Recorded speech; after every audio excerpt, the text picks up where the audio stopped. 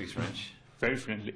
Nicole, does she speak I don't know, French? maybe a few words. I don't Yeah. know. I have to ask you a question I've asked you before on the promotion on X-Men. It's about your, I don't know, your resemblance with Clint Eastwood, because Baz Luhrmann told me about that.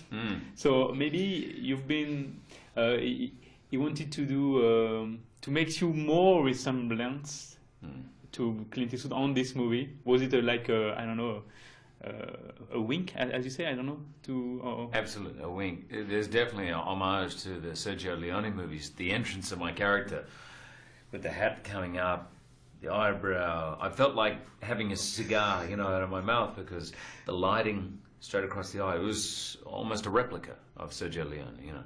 The crew were going... You know, it was fantastic fun. You know, for a lot of the movie I felt like Clint. But then for parts of the movie I felt like Errol Flynn, and parts of the movie I felt like Clark Gable. Baz kind of, yes, he pays homage to many old movies, but then he kind of mixes it and spins it in a Baz Luhrmann way, where it's unlike anything. Maybe an homage of on Clark Gable, maybe on this scene. Yes. This one. Yes, there's definitely when I had the double-breasted white jacket turn up at the ball, you know, it's very Clark Gable. It's very sort of old school Hollywood romantic leading man kind of thing, and it's definitely the movie. I don't know, you know, as a kid, I spent many years kind of dreaming one day, wow, be in a movie like that. You know, they're the kind of movies that took you away, you know. That was my question. Maybe it was one of the reasons that to do a movie like that, because you wanted to do this kind of job, being an actor.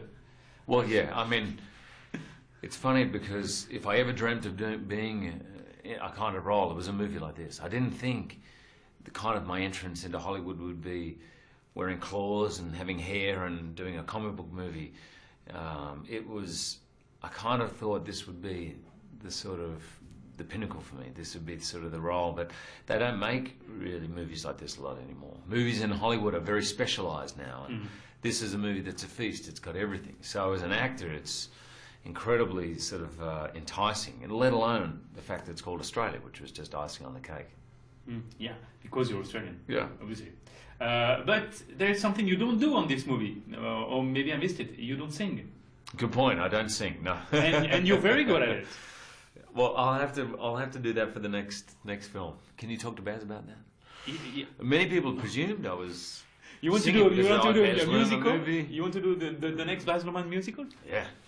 Okay. Yeah. Can you talk to him for me? I don't know him. You don't know him better than me. Yeah. Well, no. I mean, I auditioned for Moulin Rouge when I was in London, but I didn't get it. But look, it was. Yeah, this driver definitely doesn't sing. It wouldn't have been right. Yeah, but she sings. Yes. Pretty bad. Yeah, but it's a great scene. It's so funny. And Nicole is very funny in this movie. Yeah. And at both the screenings I've been at, that scene has got a round of applause, you know. Is it a surprise for you that Nicole is funny? No, because I've known her for many years. But I think she's probably, you know, I think she often chooses fairly eclectic material and quite often dramatic material. But this movie has dramatic, there's romantic, there's comedic skills that are needed, and I think she shows herself off in all of those brilliantly. I love the scene where you meet. Kind of slapstick comedy. Yes, absolutely. It's quite broad comedy. Yeah. You know, it's like African Queen at the beginning. It's very broad, you know. And it's just a style I don't think people have seen for a while. And what it does is allow people to have fun. And then enter the story, and then fairly soon the real story emerges, which is about the Indigenous Australians, about the Aboriginal people. How important for you was it to do it because of the title because it's about your country, Australia?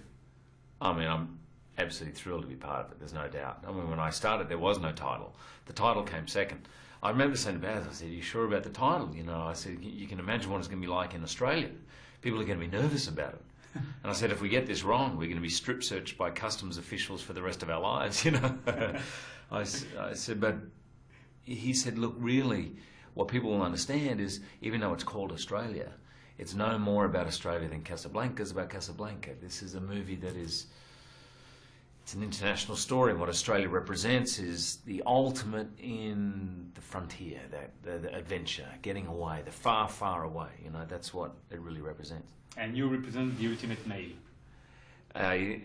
I suppose so, yeah. And you see, that has different resonances in Australia, because the Australian male archetype is even probably, well, definitely more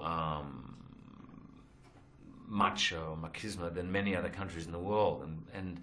But not my generation, but the generation above, my parents, there was a lot of that. And it has many resonances. I have many friends who've seen the film who found that part of the movie very, very moving, because their parents, their fathers, never talked to them. It was that kind of very closed-off, stoic, tough exterior. I think things have changed now, but in Australia it's taken longer than in many other places. I don't think it's quite the same here. Huh? No, I think the masculinity is probably a little more secure in itself, probably. You know French archetype. Yeah. We've seen a lot in movies. Thank you very much. Thank you very much. Thank you.